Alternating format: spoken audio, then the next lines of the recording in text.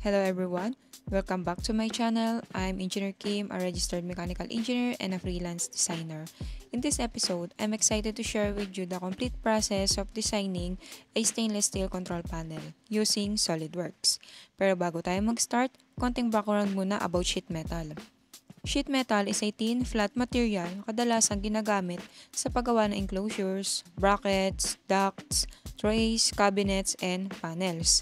Ang advantage nito is lightweight siya, cost-effective, and it can be easily formed into different shapes through bending, cutting, punching, and welding. In industrial settings, lalo na sa electrical and automation, sheet metal is widely used to house components like breakers, relays, PLCs, contactors, and wiring systems.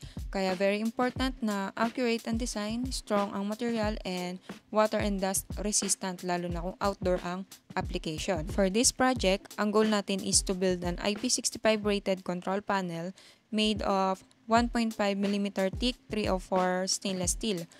Perfect for industrial and outdoor use dahil corrosion resistant and high strength. Before ka mag-design ng kahit anong sheet metal part, especially tulad ng control panel, kailangan mo muna i-consider itong mga critical factors para maiwasan ang errors during fabrication. Unang-una na dyan is the material type and thickness.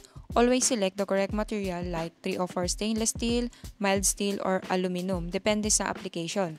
For outdoor or corrosive environments, stainless steel is the best. Sa project ko ngayon, I use 1.5mm thick 304 stainless steel, strong and corrosion resistant. And for the bend radius and K-factor naman, ito rin yung isang factor na kailangan mong i-consider. Every time you bend sheet metal, nagkakaroon ng stretching. So, kailangan mong iset ang correct and bend radius at K-factor sa SolidWorks. Wrong settings, wrong flat pattern, sayang ang material. And for the next one, for the minimum bend distance. Avoid placing holes or slots too close sa bend line. General rule natin dyan is dapat at least 2 times the material thickness ang layo ng feature sa bend. So bakit? Kasi pwedeng ma-deform ang hole during bending. So kailangan natin ng konting spaces. And for the flat pattern accuracy naman, gamitin natin yung sheet metal tools ng SolidWorks para automatic yung unfolding. SolidWorks takes care of bend allowance, reliefs, and correct dimensions ng flat pattern. Huwag gumamit ng manual cuts and extrusion kasi malaki ang possibility na magka-error yan during fabrication. For relief cuts naman, sharp corners and intersection, dapat maglagay tayo ng relief cuts para maiwasan ang tearing during bending. Isa din to sa pinakamahalaga na factor na kailangan nating consider. Next one is hardware and mounting holes. Plan ahead for hardware like hinge, locks, gaskets, cable glands, and din rails. Include the proper hole sizes and spacing para hindi na kailangang i-modify sa shop later on. Next one is tolerances. Okay? Don't forget the manufacturing tolerances. Ang perfect fit sa SolidWorks pwedeng hindi na perfect sa totoong mundo. So, iba pa rin yung design sa actual. Kaya dapat mag-leave tayo ng allowances for thermal expansions, material springback, and human error during assembly. And lastly, assembly and access. Think about how the technician will access the panel.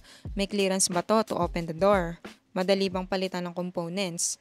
Good design is not just about looks, it's also about functionality and serviceability. So kung gusto mo na tama ang dimensions, pasok sa specs, and hassle-free during fabrication, always consider these sheet metal fundamentals, tong mga shinare kong factors, before ka mag-design.